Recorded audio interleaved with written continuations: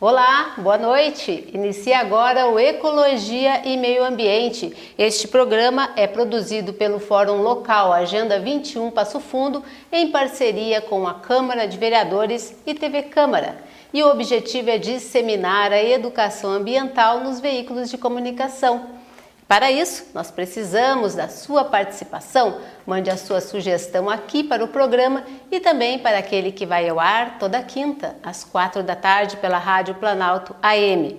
O nosso endereço eletrônico é agenda21passofundo@gmail.com e o telefone é o 3601 1150.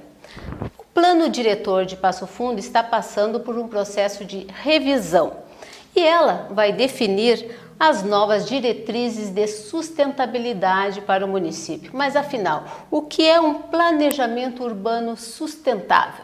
Para falar sobre isso, nós estamos recebendo a Andréa Mussi, que é arquiteta e professora da IMED, a Rosa Calil, que também é arquiteta urbanista, e o Adroaldo Pandolfo, que é engenheiro civil do Instituto Ambiental Agenda 21. Bem-vindos, boa noite a todos.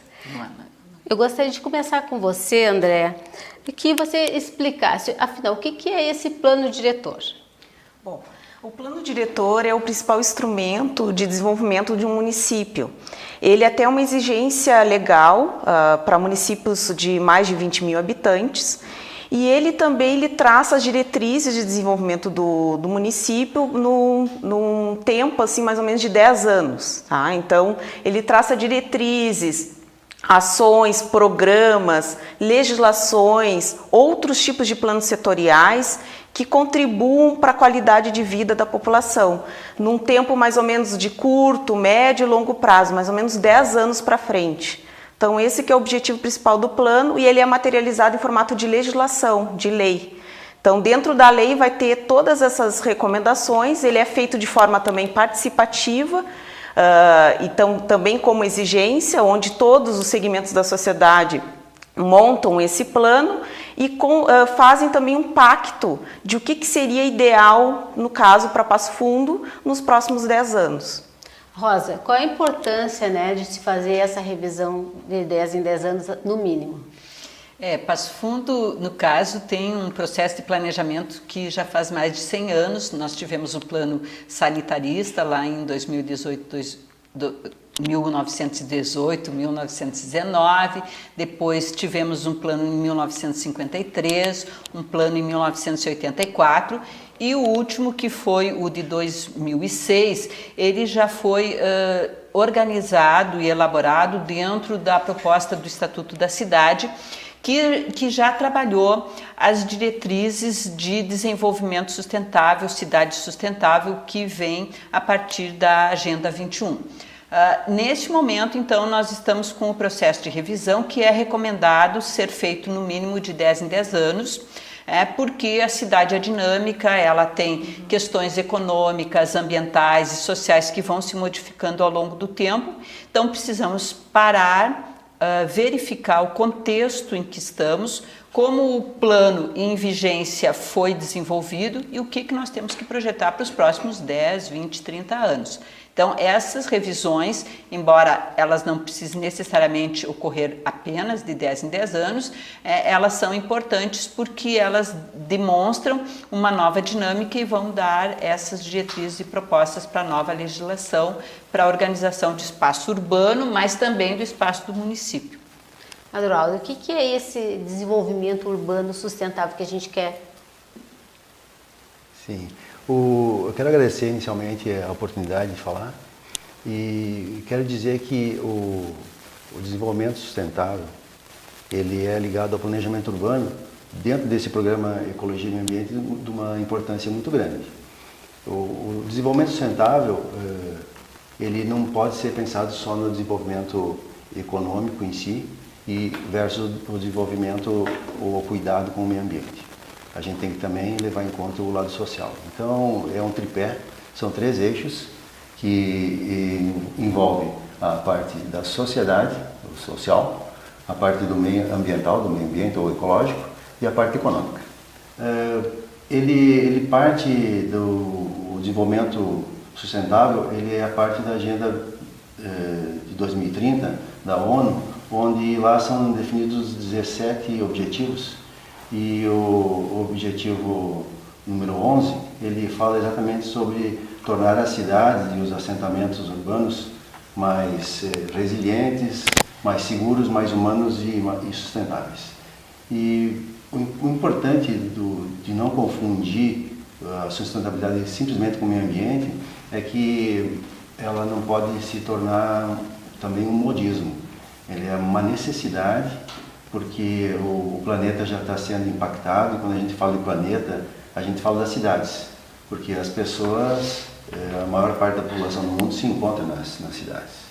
E Passo Fundo, no caso específico, a gente tem 95% da população do município, tanto urbano como rural, vivendo na área urbana, na cidade mesmo de Passo Fundo. Então, esse enfoque é o enfoque do plano diretor, da mudança do plano diretor, olhando especificamente o objetivo 11 da Agenda 2030 para o desenvolvimento sustentável, que depois foi reduzido só para a Agenda 2030. Isso foi construído, André, conversando com a comunidade, né? Conta pra gente como é que foi esse processo de discussão. Bom, a revisão agora do plano diretor está se encaminhando para a minuta de lei, né? Seria a alteração legislativa. Teve um processo amplo de debate com a comunidade, que foi as oficinas de diagnóstico, que ocorreram até em vários bairros da cidade, né, abrangendo todos os setores do município, inclusive no meio rural, porque o plano diretor ele tem que envolver o município como um todo, tanto a área urbana como a área rural.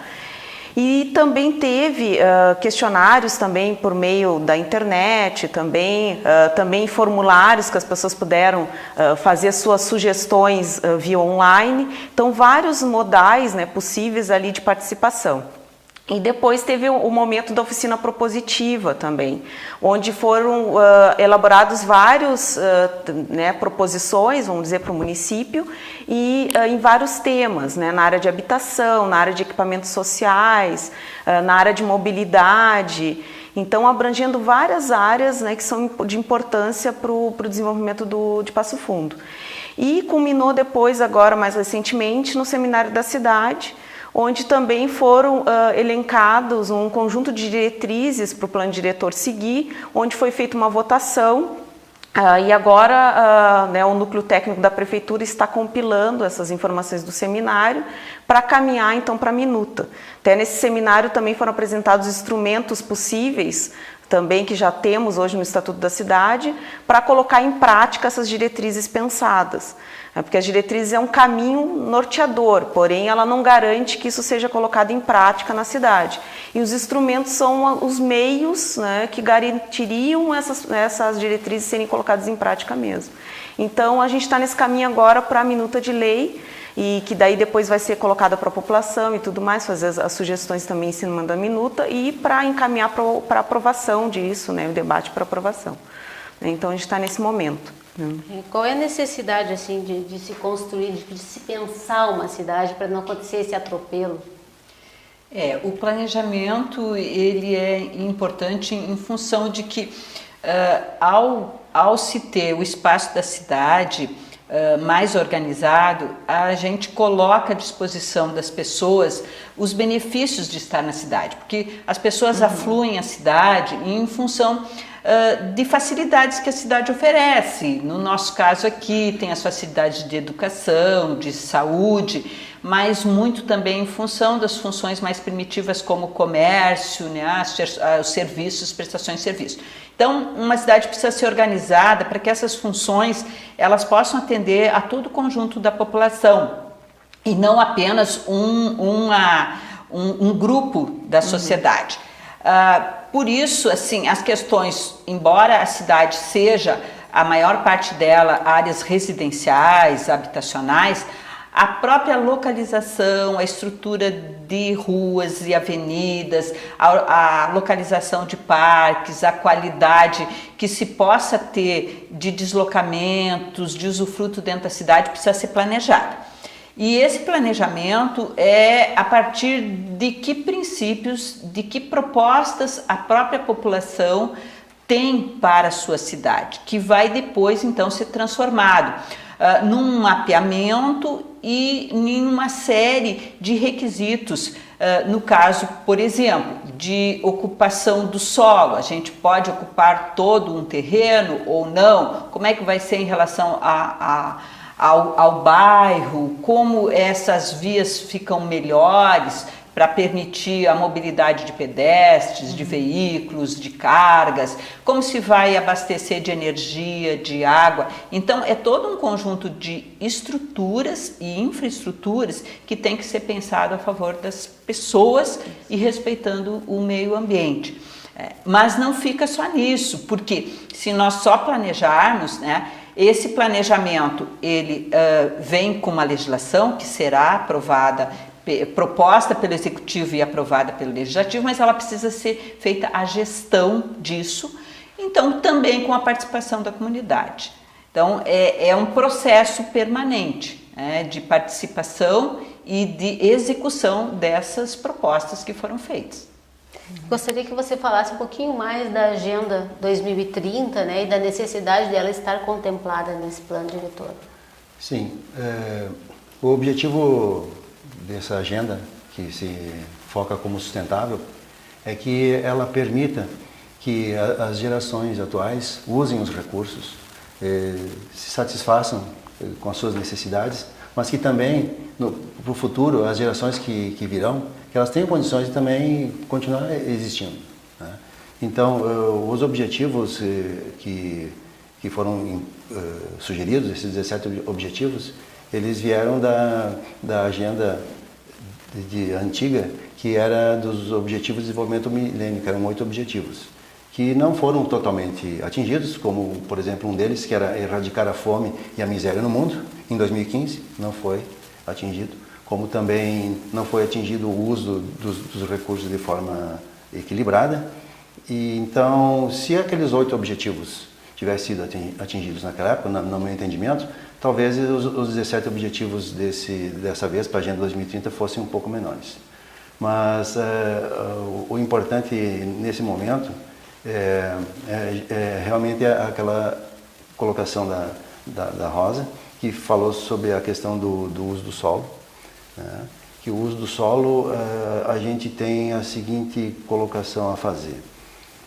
Nos debates que nós temos na Agenda 21, a gente visualiza a cidade de Passo Fundo como uma cidade com um potencial muito grande.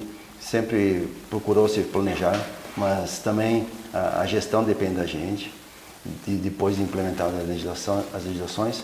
Mas, por exemplo, se a gente for dar uma volta pelas perimetrais da cidade, a gente gasta um certo tempo.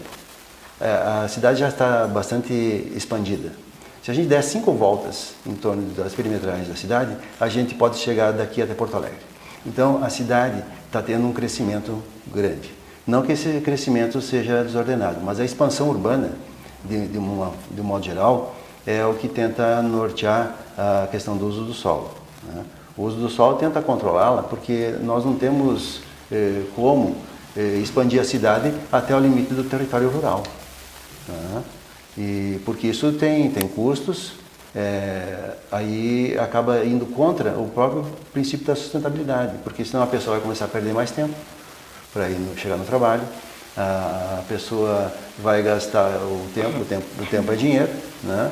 Sim. E para atingir a urbanização de todo o território do município, a gente vai ter que deixar de cuidar do meio ambiente, porque a gente vai para cima das áreas alagadas, dos banhados e dos rios. Então a gente acaba tendo uma perda de qualidade muito, muito grande nisso. Ok, nós vamos fazer agora um rápido intervalo. Ecologia e meio ambiente volta em instantes. Fique com a gente.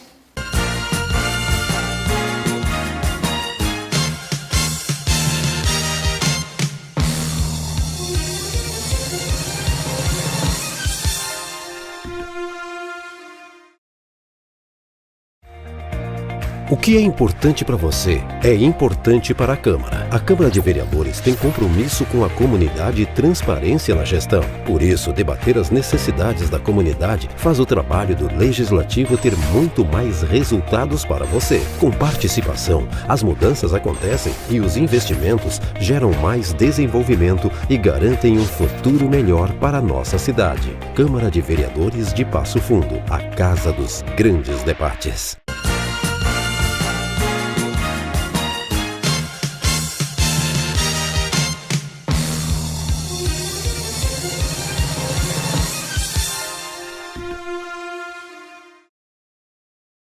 Voltamos com Ecologia e Meio Ambiente. Hoje nós estamos tratando da revisão do Plano Diretor de Passo Fundo e a questão do planejamento urbano sustentável. Eu gostaria que vocês falassem um pouquinho agora sobre a importância desse planejamento ser voltado para as pessoas. Começando contigo, André. Olha, acho que o principal de todo esse movimento realmente é que as pessoas se sintam bem na cidade. Então, o que a gente pode fazer com todo o plano diretor, com todo o planejamento para que isso aconteça? Tem várias maneiras. Uma delas é tu ter proximidade de espaços públicos de qualidade próximo da onde você mora. Então, isso já aumenta bastante a qualidade de vida e também diminuir bastante também os deslocamentos que as pessoas precisem fazer para a sua vida cotidiana, seja para trabalhar, seja para estudar. E também a questão do lazer. Então, tudo isso a gente teria que preparar a cidade, planejar ela dessa forma. Então, isso é uma das questões. Até porque hoje a tendência mesmo é que as cidades sejam voltadas mais para a mobilidade, vamos dizer, até ativa, né? Aquela mobilidade a pé. E voltar também a cidade a ser mais prazerosa para quem está morando nela. E também que as facilidades urbanas realmente cheguem a todos, né? Então, não chegue então, a só um grupo de pessoas. Então, como fazer isso? Isso tu pode fazer pensando num planejamento de distribuição de espaços, pensando de espaços públicos de qualidade, seja passeios públicos de qualidade, sejam praças, sejam espaços culturais também abertos, também públicos para as pessoas. Então, tudo isso vai ajudar as pessoas a viverem melhor na cidade.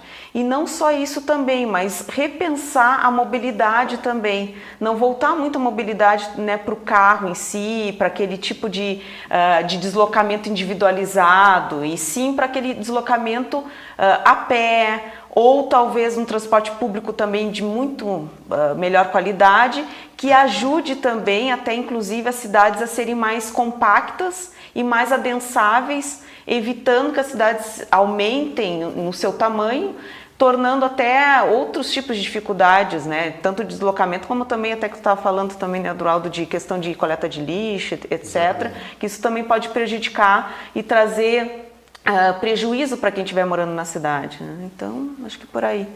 Essa é a prioridade, é a valorização da qualidade de vida das pessoas. Sim, sim. Mas a gente não deixando de levar em conta a questão econômica e a questão ambiental. A questão que a Andrea falou, de não deixar aumentar a cidade, mas como é que faz isso? A população vai crescendo, né? Uhum. Nós temos os vazios urbanos, né, que são muito graves, muito grandes na cidade. E temos também algumas áreas degradadas. O Passo Fundo não é, infelizmente, contemplado com tantas, mas nós temos as áreas degradadas. Essas áreas degradadas poderiam ser recuperadas e ali sim haver adensamento. Mas o foco principal, talvez, desse plano diretor seria a utilização dos instrumentos, né, do Estatuto das Cidades, que prevêem isso. As colegas podem falar especificamente sobre isso depois, que tem mais experiência. Mas a qualidade de vida das pessoas dessa forma, ela também, além de economizar tempo, como eu falei antes, vai economizar recursos para o município. E o município, a gente sabe que gerir recurso depende de onde você vai captar o recurso. E a questão econômica é de fundamental importância para que a gente continue tendo uma qualidade de vida distribuída para todos. Não deixando as pessoas de baixa renda na periferia, incluindo elas em outros locais. Então, o centro da cidade de Passo Fundo é bastante adensado. No plano diretor foi pensado, e as diretrizes que foram trabalhadas no seminário, que foi colocado aqui, ele nos remeteu também a alguns outros centros da cidade, que seria chamado vários centros, policentrismo. Então isso vem ao encontro, né, dessa menor perda de tempo em mobilidade, a possibilidade de você se sentir pertencido à cidade, que a cidade seja mais aprazível para o teu dia a dia e para o teu trabalho e para a tua vida. Eu acho que, pegando esse gancho, né, a gente ter vários bairros e esses bairros terem pequenos centros, que é o que a gente chama as subcentralidades, isso ajuda muito, porque nesses pequenos centros de bairro podem se agrupar as funções, né, seja um comércio diário, pode ser um estabelecimento bancário, de prestação de serviços, e permite que haja uma vida intensa e dinâmica no bairro, né, fazendo com que as pessoas não tenham tanta necessidade de se deslocar ao centro da cidade. Se nos bairros também houver opções de trabalho, isso será melhor ainda. Então, essa questão de que hoje, no urbanismo contemporâneo, se preconiza a questão dos usos mistos e também de usos misturados, no sentido assim, mesmo que não haja um conflito entre eles. Mas é a tendência da urbanização contemporânea é trabalhar isso, porque já se viu que em outros momentos da história do urbanismo e do planejamento, funções muito separadas geraram problemas, às vezes quase insolúveis depois. Então eu acho que nós estamos num momento em que nós somos uma cidade média, uma cidade que já teve processo de planejamento há anos, então agora nós podemos assim investir mais nessas questões, que já foi uma proposta dos chamados eixos indutores do plano de 2006, que pode ser, digamos assim, mais abrangida de forma mais contemplada agora também nesse novo plano. De fortalecer os bairros, os centros, né, até para um melhor pertencimento das pessoas. No bairro, às vezes, você tem maior possibilidade de contato com a vizinhança, maior cuidado com as áreas públicas, maior possibilidade de uma vida com qualidade. Não que o centro não possa dar isso, mas pode haver opções, as pessoas podem optar, né, em vivenciar a sua vida em vários lugares. Então essa eu acho que é uma proposta que os instrumentos urbanísticos que vão ser propostos agora em diante, a partir das diretrizes do seminário, eles contemplem essa possibilidade da gente ter diversas possibilidades de tipologias, de edifícios, de usos, de ocupação, não só residencial puro, mas com comércio, serviços, pequenas empresas, indústrias. Isso dinamiza a cidade toda e a gente não fica com polos muito fortes que carregam demais determinados locais, mas que se possa ter essa diversidade na cidade também.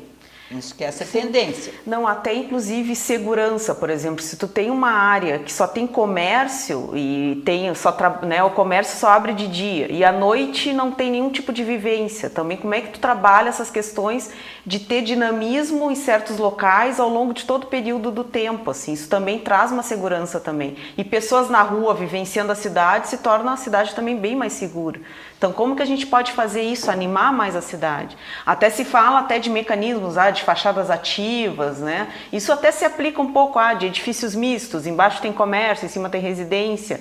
Então, isso traz uma animação para a cidade, que isso também ajuda em outros aspectos, né? Relacionado até de cuidado com a cidade, de segurança, de tudo mais, né? Então, acho que isso também é algo importante. E no plano diretor é possível se fazer isso, né? Tem até, inclusive, bom, claro que a gente tem que olhar também os vazios, né? Como o Adroaldo falou também, a gente tem vários terrenos baldios em locais muito bem, com ótima infraestrutura. Então, como resolver isso também de dar um uso adequado para aquele espaço? Então, o próprio proprietário desse espaço se sensibilizar para dar um uso adequado para ele, considerando que teve investimento público naquele local, né, que até inclusive valorizou o seu terreno, até porque os investimentos públicos são de todos, né, então a valorização, considerando isso, seriam de todos também, né, então como que tu pode fazer para que isso não fique e degrade certas áreas por tu não ocupar elas de forma adequadamente, né? Seja até para fazer alguma atividade na superfície do terreno, ou construir. Então a gente tem vários casos desse, daí se torna muito antissustentável tu construir em outras áreas que a infraestrutura é pouca, né? Então até inclusive com linhas de transporte, ou é carente de espaços públicos, considerando que a gente ainda tem várias áreas que são ótimas para se construir e que não estão ainda, né, acontecendo dessa forma. Tem uma pergunta que eu gostaria que vocês três respondessem, começando com você, Eduardo. A questão, que para você, para a Agenda 21, não poderia faltar nesse plano diretor em termos de sustentabilidade? Diretamente com relação à forma da cidade, né, tentar compactar ela, né, de modo que foi explicado aqui, através dos instrumentos do Estatuto da Cidade. Um deles, o mais importante, talvez nesse momento, seria a instituição, de fato, do IPTU progressivo no tempo. Né? Porque aí quem não constrói vai se remeter à construção, porque ele vai estar com o lote vazio dele sendo bastante taxado. Eu vejo que, falando um pouco das outras legislações, que o plano diretor também não é único, né? Tem a lei do parcelamento do solo, tem o Código de Obras e outras legislações. O que não poderia faltar teria que ser a questão do enfoque melhor na parte rural. O município, o plano ambiental municipal, ele é fraco. O plano ambiental municipal, ele deveria se tornar um zoneamento ambiental municipal, onde ali contemplaria todo o território e aí nós poderíamos escolher as macrozonas de uma forma mais elaborada.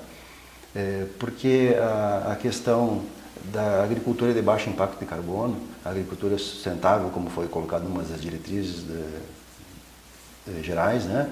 Ela tem que ser mais fomentada, incentivada, porque a cidade, a gente sabe que a concentração é dentro do perímetro urbano, mas nós não podemos esquecer que a gente come a salada de alface que está aqui perto, né? Então, nesse lado, a gente também remete à questão da economia solidária, né? Que também deve ser pensado dentro do próprio planejamento. Evoluímos já nesses últimos anos com a questão daí tem a questão da natureza ambiental, que é a questão do reuso, da obrigatoriedade da captação de água de chuva para reuso. Então o Código de Obras já especifica isso, só que ficou alguma coisa faltante na questão das construções que estão sendo reformadas, podia ter sido ampliado, porque só nas construções novas e ampliadas. Não as unidades que vão ser reformadas devem ter a obrigatoriedade de captação para reuso de água de chuva. E outras alternativas, como a questão de uso de materiais alternativos para construção, que não tenham tanto impacto embutido dentro dele, não trazendo os materiais de muito longe, né? Isso também seria bastante importante que pudesse ser evoluído dentro das diretrizes específicas, né? Porque nós já tivemos as gerais e agora nós vamos evoluir nas específicas para fechar a questão do plano diretor. Uma dúvida que me ficou dentro do plano, talvez seja clareado mais durante a feitura da legislação, é que foi falado no seminário que o plano diretor ia ser mais enxuto, com menos artigos, uma lei menor. Né? Eu vejo assim que nós temos 95 diretrizes e foi até falado em número de artigos, em torno de 20 artigos, né? Então 20 ou 30 artigos. Eu gostaria de saber qual que é essa, digamos, habilidade, não vou dizer malabarismo, mas é uma habilidade que vão ter dentro dessa feitura da lei. Né?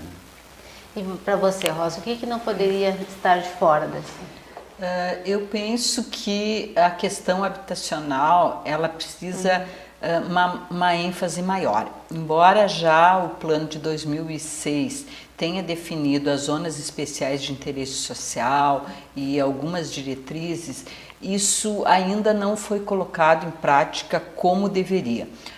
Nós temos, assim, em função do grande número de habitantes e se continua a crescer. A cidade, o censo dava 184 mil, nós devemos estar passando de 205 mil habitantes, então nós estamos num processo ainda de crescimento. É uma cidade média, mas é uma cidade com ênfase metropolitana, então ela tem muita atração. Então eu penso que a gente deve ter alternativas habitacionais, o plano deve prever tanto para a população de baixa renda que precisa do apoio social, que é a habitação de interesse social, localizada em espaços próximos, que possam também ter espaços de geração de renda, fortalecer a economia urbana, quanto para as demais alternativas, né? Nós temos muitos jovens, muitos estudantes, jovens casais, temos também uma taxa de população idosa vivendo só ou pouco. Então, que possa se contemplar tipologias e alternativas, né? Que o plano possa dar incentivos, né? Para que todos possam morar bem na cidade, porque isso é que vai fazer a cidade ter assim, essa qualidade de vida urbana que a gente persegue, né? O desenvolvimento sustentável é poder ter qualidade de vida para as pessoas e qualidade ambiental, as pessoas gostarem de viver aqui e poderem ter o seu espaço de aquisição, de aluguel, de construção, com custos acessíveis para a sua faixa de renda, para suas possibilidades. Então eu penso que são instrumentos que já estavam assim delineados e que devem ser fortalecidos neste plano que está em elaboração. A questão habitacional, seja por ocupação de espaço ou seja por previsão de tipologias e de incentivos. Rapidamente, você, o que ficou faltando aqui? Pois é, concordo com tudo que eles falaram, habitação principalmente também, acho muito importante, mas uma das questões que eu acredito muito é ações vindo da comunidade. Tá? Então, parcerias público-privadas, não esperar que o governo, né, a prefeitura resolva todos os problemas da cidade. Eu acho que tem muito disso da gente vir de baixo para cima. Eu já participei de algumas ações na Praça Santa Terezinha, etc., de a própria comunidade se organizar em associações e promover uma mudança em algo que está prejudicando aquele bairro. E também planos setoriais de bairro, montados pela própria comunidade onde acontece ali o bairro, né? Então, pelos próprios moradores e empresários do bairro. Eu acredito muito nisso, né? Todo mundo em prol do desenvolvimento da cidade, não esperar, né, que o poder público resolva, porque todo mundo aqui tem responsabilidade sobre a sua cidade, né? Acho que por aí. Ok, o programa chegou ao fim, fica aí a dica, né, para você. Agradeço a presença de vocês, agradeço também a sua companhia. Até o próximo Ecologia e Meio Ambiente. Fique em paz.